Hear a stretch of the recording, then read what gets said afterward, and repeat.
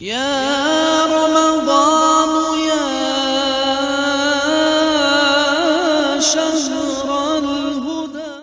روزے کی نیت کے سلسلے میں 3 باتیں ہم آپ سے کرنا چاہتے ہیں، اس امید کے ساتھ کہ صحیح بات آپ کے سامنے آ جائے اور مارکیٹ میں لوگوں کے درمیان جو شکوک و شبہات پھیلائے جا رہے ہیں اس سے ہمارے سیدھے سادے مسلمان بھائی بچ سکیں، کیونکہ رمضان المبارک کے مہینے میں شیاطین الجن تو یقیناً قید ہو چکے ہیں، لیکن شیاطین الانس باقی رہتے ہیں، وہ لوگوں کو شکوک و شبہات میں ڈال رہے ہوتے ہیں۔ اور آج کی دنیا میں واٹس ایپ، فیس بک اور انٹرنیٹ کے پڑھے ہوئے لوگ واٹس ایپ کے مفتی، فیس بک کے مفتی لوگوں کو عجیب عجیب مسئلے بتا کر کے پریشان کر رہے ہوتے ہیں۔ اسی میں سے ایک مسئلہ ہے روزے کی نیت کا مسئلہ، جس میں یہ کہا جاتا ہے کہ روزے کی نیت تم لوگ زبان سے کرتے ہو، روزے کی نیت میں بسومن غدین نویتو پڑھتے ہو، بدعت ہے، کوئی دلیل نہیں ہے۔ تو ہم آج یہ مسئلہ آپ کے سامنے کلیئر کرنا چاہتے ہیں تاکہ صحیح بات آپ کے سامنے آ جائے۔ سب سے پہلی بات ہے دوستوں کہ نیت کہتے کسے ہیں؟ تو دیکھو،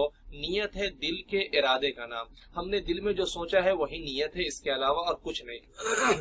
ہم بھی یہی کہتے ہیں کہ دل سے نیت کرنی چاہیے، لیکن ایک آدمی اگر اپنی نیت کو زبان سے ظاہر کر دے کہ بھائی میرے دل میں یہ ہے، تو کیا یہ کوئی برا کام ہے؟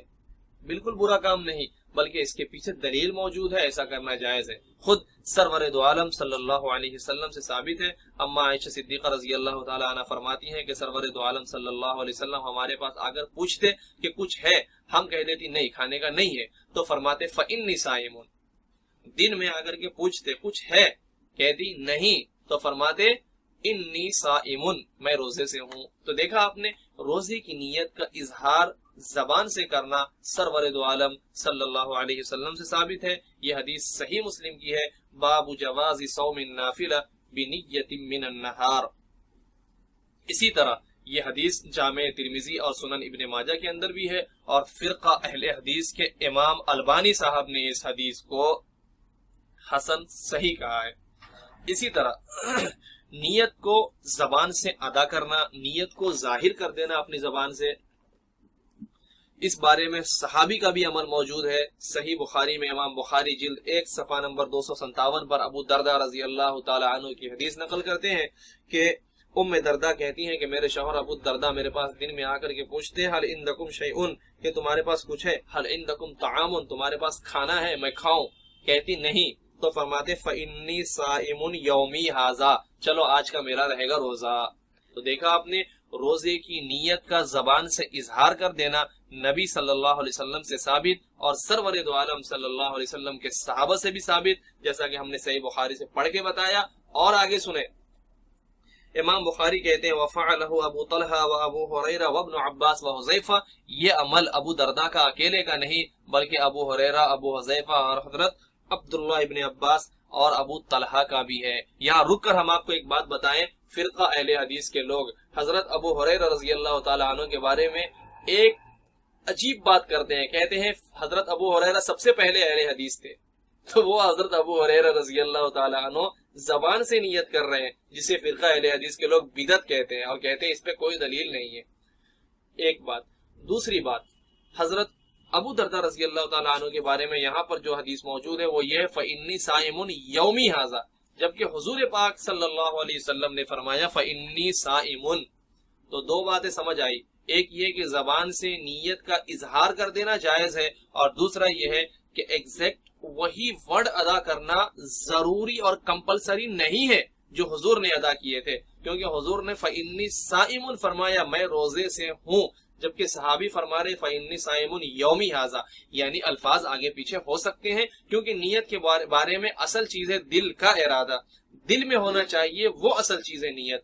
زبان جو ہے وہ تو صرف ظاہر کرنے کے لیے ہے، جس کی ہمارے یہاں نہ تو فرض کی حیثیت ہے، نہ واجب کی حیثیت ہے، نہ سنت کی حیثیت ہے۔ یہیں رک کر دوستو ایک مسئلہ آپ کا کلیئر ہو رہا ہوگا، ہم نے جو کہا نہ فرض ہے، نہ واجب ہے، نہ سنت ہے، تو آپ کا یہ مسئلہ بھی کلیئر ہو گیا کہ اس پر آپ سے کوئی دلیل کا مطالبہ کرتا ہے تو وہ زیادتی کر رہا ہے۔ کیوں؟ اس لیے کہ جب نہ تو ہم نے اس کو فرض مانا ہے، نہ سنت مانا ہے، نہ واجب مانا ہے، تو پھر دلیل کا ہے کی؟ دلیل کا مطالبہ، قرآن یا حدیث کا مطالبہ تو تب ہونا چاہیے تھا جب ہم اسے فرض یا واجب وغیرہ کا درجہ دے رہے ہوں، تو ہم نے اسے کوئی بھی درجہ نہیں دیا. ٹھیک ہے. اس کے ساتھ ساتھ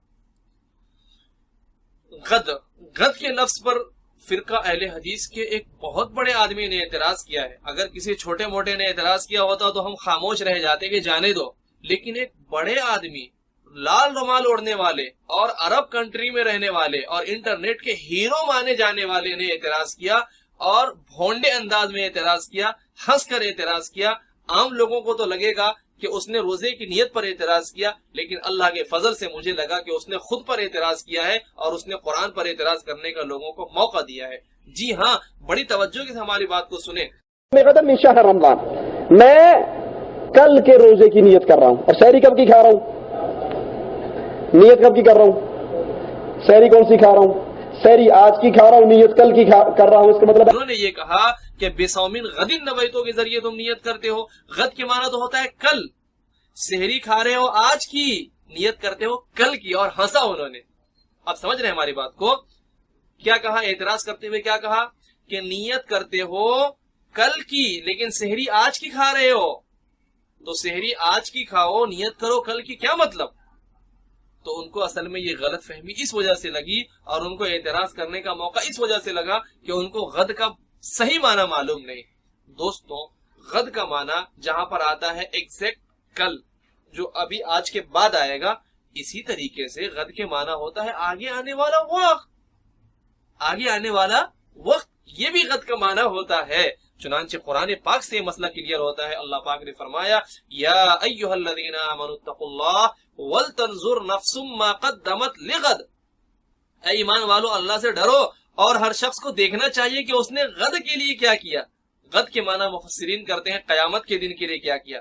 قیامت ایگزیکٹ کل آ رہی ہے. قرآن تو 1400 سال پہلے نازل ہوا، آج تک قیامت نہیں آئی. اللہ اکبر. کہیں ایسا نہ ہو کہ توصیف زیدی کل قرآن پر ہاتھ صاف کر دے یہ کہہ کر کے کہ قرآن نے کیا تماشا کیا. نعوذ باللہ من ذالک.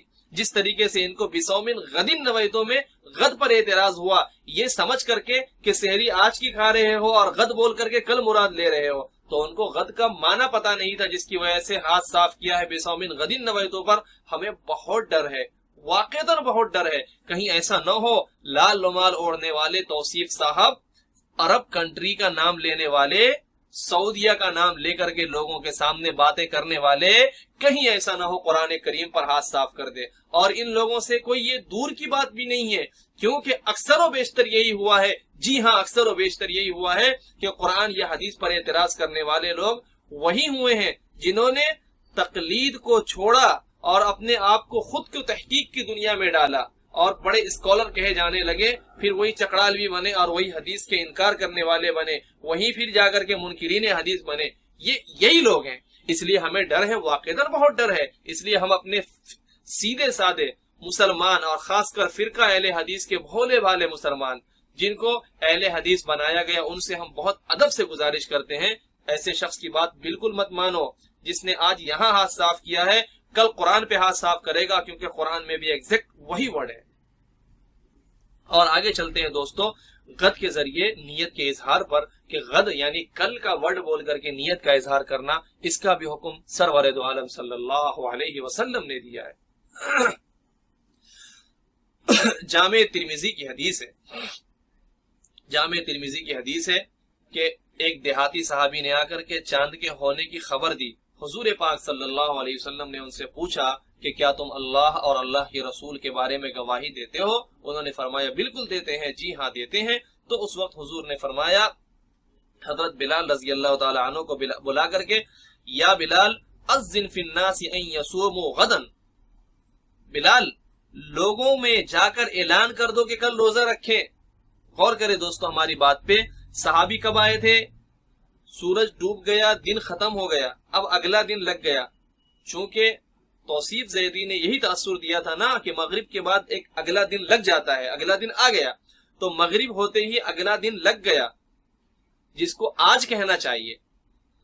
اب یہاں پر حضور نے حضرت بلال کو بلا کر یہ فرمایا کہ جاؤ اعلان کر دو کہ لوگ کل کا روزہ رکھیں. یہ نہیں فرمایا آج کا روزہ رکھیں.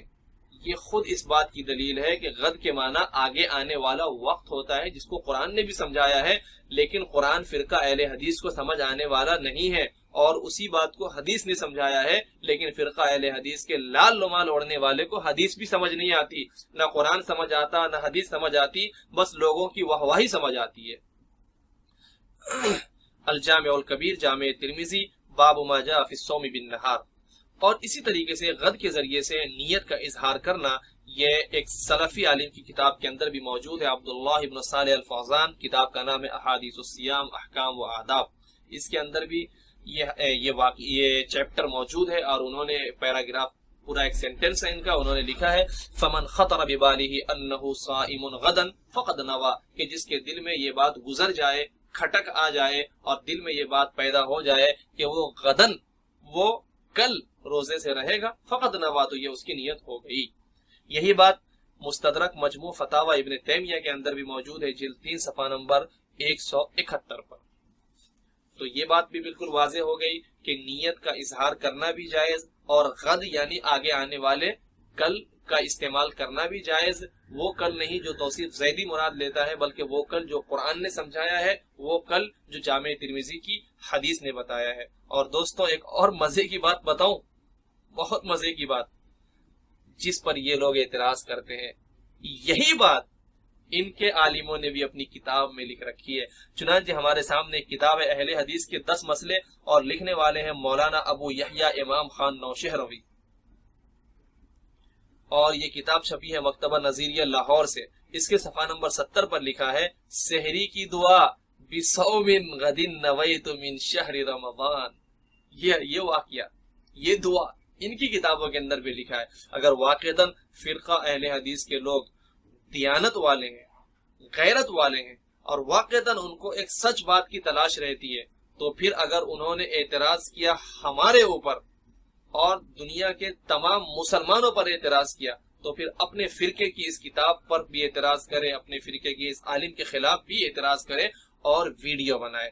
امید ہے دوستوں فرقہ اہل حدیث کا دھوکہ آپ کے سامنے کھل کر آ گیا ہوگا، اور یہ بھی آ گیا ہوگا کہ یہ کتنے بڑے جاہل ہیں۔ جی ہاں، بہت ادب کے ساتھ، کتنے بڑے جاہل ہیں، نہ قرآن سمجھتے ہیں، نہ حدیث سمجھتے ہیں، لال رومال اوڑھ کر کے لوگوں میں بیان کرنا ہی سمجھتے ہیں۔